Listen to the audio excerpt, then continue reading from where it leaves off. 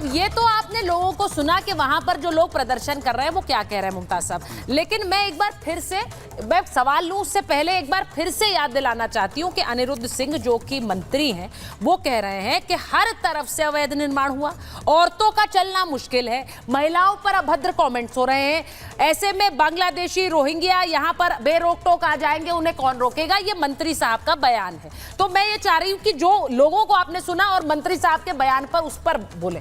अच्छा, देखिए मेरा सीधा एक बात है कि अभी मुमताज साहब ने यहाँ पे एक बात बोली कि सब लोग मुसलमानों के खिलाफ हैं, सब लोग मुसलमानों के खिलाफ। ऐसा माहौल हो गया कि इन्होंने साफ साफ एलिगेशन लगाया। यही कह रहे हैं। मैं कह रहा हूँ आप एरोप्लेन में जा रहे हैं, बस में जा रहे हैं, एक दाढ़ी वाले मौलाना साहब आपके साथ आके बैठ जाएं बस में, मैं कह रहा हूँ आज जान हलक में आ जाती है कि पता नहीं क्या होगा। और कहीं खुदा ना खास्ता उन्होंने अल्लाह अकबर कर दिया तो मैं कह रहा हूँ आधे आदमी नहीं, ये सही सत्य बात है। ये इमेज बनाई किसने? ये इमेज बनी एक देश के इमेज बनाई किसने है? आचार्य जी ये मंच नफरत फैलाने का नहीं है। आचार्य जी ये मंच नफरत फैलाने का नहीं है। 145 करोड़ जनमानस में एक दर विश्व बन रही है भाई, चाहे यूरोप चले जाओ, चाहे अमेरिका चले जाओ, चाहे आप पाकिस्तान में, लेकिन अगर दाढ़ी वाला आपका ये बयान है तो ये बात सत्य समझ में आनी चाहिए। डर लग रहा है कि नहीं? एक मिनट आचार्य जी, एक मिनट आचार्य जी, एक मिनट चंद्रमोहन जी एक करके अगर हमारे मुमताज जी बोल रहे हैं, मुमताज जी बोल रहे हैं, कौन जिम्मेदार है भाई? नहीं, मैं आपसे पूछ रहा हूँ। मुमताज जी एक मिनट आचार्य जी, मैं आपके बगल में खड़ा हूँ, आपको कैसा महसूस हो रहा है? अरे मैं आपके बगल में खड़ा हूँ। यहाँ वाले किस लिए? ठीक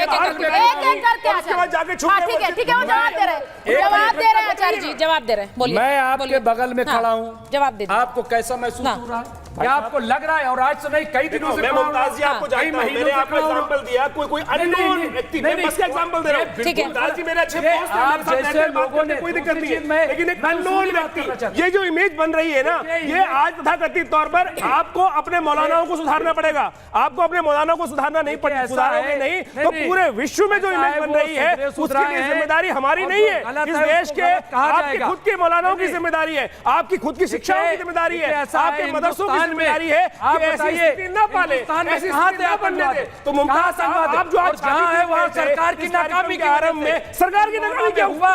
तो सरकार तो भारत की है, बताइए अमेरिका में क्यों हो जाता है ये, और अमेरिका में क्यों हो जाता है? बताइए पूरे विश्व में हो जाता है हर जगह। लेकिन मैं सुचारिता आज ये स्थिति इनको समझनी पड़ेगी, अगर आप नहीं समझेंगे तो आप सही हो आपकी स्थिति है। सुचारिता जी, मैं आपके एक बात कहना चाहता हूँ। अभी जो है बीजेपी के हमारे लीडर वो बात कह रहे थे कि जो नाजायज है उसको गिरा दिया जाए। मैं भी कह रहा हूं कि जो नाजायज है उसको जरूर गिरा दिया जाए, क्योंकि नाजायज जगह पे मस्जिद बनाना और नाजायज मस्जिद में नमाज पढ़ना जायज नहीं है। लेकिन मैं उन्हीं से सवाल करना चाहता हूं कि क्या बाबरी मस्जिद नाजायज थी? क्या कोर्ट ने कह दिया ना? कहां से कोर्ट ने कह दिया? कोर्ट में फैसला बाद में आया, गिराया पहले क्या? बदतमीजी की है, सर्वोच्च न्यायालय की बात मानने को तैयार नहीं है। यही स्थिति है, गिराया पहले, फैसला बाद में आया। क्यों गिराया आपने? होता क्या है? क्यों गिराया आपने? देश का क्यों गिराया? प्रकाश जी के पास जाइए, प्रकाश जी को ले लीजिए। आपको कहते हैं आप नाजायज है तो नाजायज हो गया, मंदिर वहीं बने। आप सुन रहे हैं इस पूरे मामले में न जाने कौन कौन से अब गड़े मुर्दे निकाले जाएंगे। अब ये एक तरह से बार बार कहा जा रहा है कि जो कुछ हो रहा है शिमला में, क्या वो इस सोशल फैब्रिक के लिए खतरनाक है, भारत के सोशल फैब्रिक के लिए? ये सवाल पूछा जा रहा है। वहां पर हनुमान चालीसा का पाठ हो रहा है मस्जिद के बाहर, ऐसे में आज मुख्यमंत्री सुक्कू को कहना पड़ा कि भाई लॉ एंड ऑर्डर मेंटेन करके रखिए, वो हमारी जिम्मेदारी है। तो एक डर तो बना ही हुआ है। पूर्व प्रकाश नहीं, देखिए सुचारिता, मुझे लगता है कि जो चर्चा आपने यहाँ पे की है उस चर्चा में संवेदनशीलता है।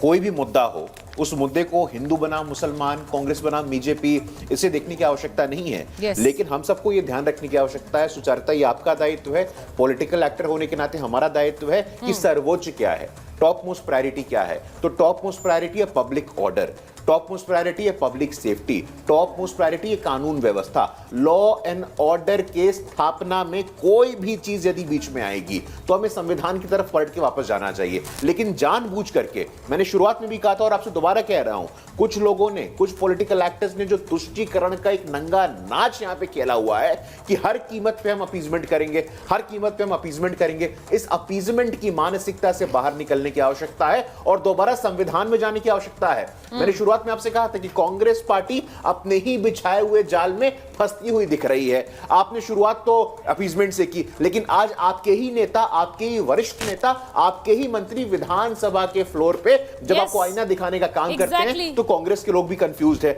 हमारे लिए, बीजेपी के लिए सर्वोच्च प्राथमिकता सुचारुता, लॉ एंड ऑर्डर थी, लॉ एंड ऑर्डर है और लॉ एंड ऑर्डर रहेगी। देखिए, वहां हिमाचल के ही मंत्री नेता हैं हरीश जनारथा, वो कह रहे हैं कि एक मस्जिद अवैध कैसे हो सकती है।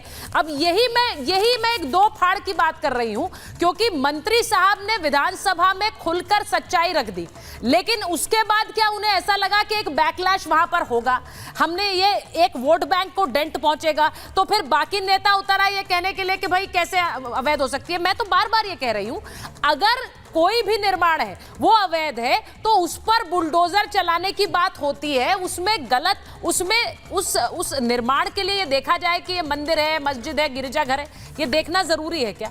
देखिए, बिल्कुल ये देखना जरूरी है, लेकिन मैं फिर बयान पे आता हूँ। मुझे पूरे बयान के अंदर आप दोबारा पढ़ लीजिए। हाँ। मुझे एक बयान में ऐसा बता दीजिए कि वो बयान किस तरह की तुष्टिकरण पैदा करता है। हाँ, किसका बयान के अंदर जिस हमारे मंत्री की बात कर रहे हैं, अगर एक नहीं, वो तो तुष्टिकरण कर ही नहीं रहे हैं, वो तो खुलकर कह रहे हैं। दे रहा हूं जवाब। वो आप तो उल्टा सवाल पूछ रहे हैं। नहीं कर रहे वो ना, तुष्टिकरण कर ही नहीं रहे, वो तो सीधे कह रहे हैं अवैध है। ना वो तुष्टिकरण कर रहे हैं, ना वो तुष्टिकरण कर रहे हैं। वो अपने बयान के अंदर देश के उस हालात को बता रहे हैं और उस हालात के लिए लॉ एंड ऑर्डर की तरफ जा रहे हैं, जो अभी आपकी डिबेट में करा एक मार्क्स ने। उन्होंने क्या किया कि एक कौम, एक देश के नागरिक को सरेआम कह दिया। ये फरक है कांग्रेस में, ये फर्क है भाजपा के समर्थन में और कांग्रेस के अंदर। इनकी समस्या अगर बात अभी तक ये बोला नहीं आपने, बात कही तो उसके अंदर कह गए, लेकिन इनको बर्दाश्त जो नहीं हो रहा है। सरकार के अधीन है, पॉलिटिकली जो संविधान के अधीन गेम है वो सामने ये फर्क है हमारे में। अच्छा, एक बार मैं जरा एक चीज और सुनाना चाह रही हूँ। संजीव जी, मैं आपके पास आऊंगी, लेकिन कुछ दिनों पहले हिमंता बिस्वा शर्मा, जो कि असम के मुख्यमंत्री हैं, उन्होंने डेमोग्राफिक चेंज को लेकर एक बयान दिया था, जिसको लेकर हमने एक बहस भी की थी। मुमताज जी, आपको याद होगा, जरा एक बार वो बयान सुनिए, क्योंकि जब हम जो तस्वीर शिमला की देखते हैं, मैं आपसे लूंगी, लेकिन एक बार जरा सुनिए कि वो कह क्या रहे थे जब वो असम की बात कर रहे थे। आज सवाल ये उठ रहा है कि क्या वो सिर्फ असम की बात कर रहे थे। जरा सुनिए पहले। बदलते डेमोग्राफी मेरे लिए, मैं असम से आया हूं, ये मेरे लिए बहुत बड़ा मुद्दा है।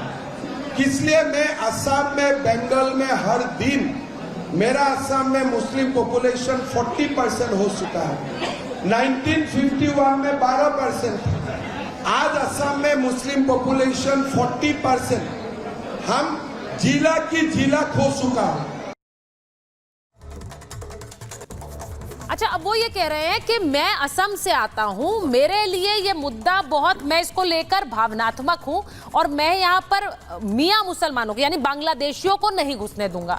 अब वो जो ये सवाल पूछ रहे हैं, मुमताज जी मैं आपके पास आऊंगी, लेकिन एक बार जरा संजीव जी से पूछ लूं, उन्होंने जो बात बोली है, ऐसा लग रहा है कि वही चीज हमें हिमाचल में देखने को मिल रही है। ये क्या सिर्फ असम सेंट्रिक है या फिर अलग अलग जगहों पर ये हो रहा है? सुचारिता, पूरा स्ट्रक्चर लगभग एक जैसा ही चल रहा है, परंतु अगर मैं आपको बताऊं कि आज के मुद्दे पर जिसमें आपने बताया वो एक डिमोलिशन का प्रोसेस, क्योंकि मैं कॉर्पोरेशन का एडवोकेट भी रहा हूं। 30 डेज का नोटिस, ठीक है, उसके बाद 30 डेज के बाद आपने शो कॉज नोटिस देने के बाद उनसे जवाब लेना है, आपको जवाब देना है। मौलाना जी अब जवाब दीजिए। जब आप जवाब देने की स्थिति में नहीं तो आपने बताया कि हमने लीगल स्ट्रक्चर किया, हमने कब्जा किया, 4 मंजिल बना ली जो कि 2 मंजिल थी, और तो आज आपका डिमोलिशन क्यों ना हो, तो आज तक डिमोलिशन क्यों नहीं हो पाया? मुझे लगता है क्लियर कट केस है डिमोलिशन का, मैं देख भी रहा था सुचारिता। और जहां तक रहा वक्फ प्रॉपर्टीज, उसका एक लाइव एग्जांपल, जीता जाता है एग्जांपल है कि कहीं पर भी कब्जा कर लेना, उंगली दिखाकर अपनी प्रॉपर्टी बना लेना, तो ये एक बहुत बड़ा प्रश्न चिन्ह है जिसको ठीक करने की जरूरत है, जिसको लॉ में, कॉन्स्टिट्यूशन में लाने की जरूरत है। और चौथी बात कि जब तक ये हिंदू मुसलमान के ऊपर निकलकर नहीं आएंगे, एक और बात मैं सिर्फ कहना चाहता हूं पॉलिटिकल पार्टी के लिए, आचार्य विक्रमादित्य जी ने एक अपना बयान दिया, ठीक है, वो उनके पॉइंट ऑफ व्यू से हो सकता है, परंतु आप देखिए रिएक्शन मेरे दोनों मुस्लिम भाइयों ने नहीं दिया, हिंदू ने भी करा, गलत बात इन्होंने दिया, कांग्रेस के नागरिक ने करा, कोई मुस्लिम ने नहीं करा, कांग्रेस ने रिएक्शन दिया। ये मेरा फर्ज बनता है, ये उनका फर्ज बनता है कि गलत भारत, देखिए मुझे गलत कहा जाना। नहीं चंद्रमोहन जी एक सेकंड नहीं, वो अगर कह रहे हैं नहीं, उन्हें गलत लगा, उन्होंने बोला उनका वोट बैंक है, उसको बैंक की समझते हैं वो, ठीक है।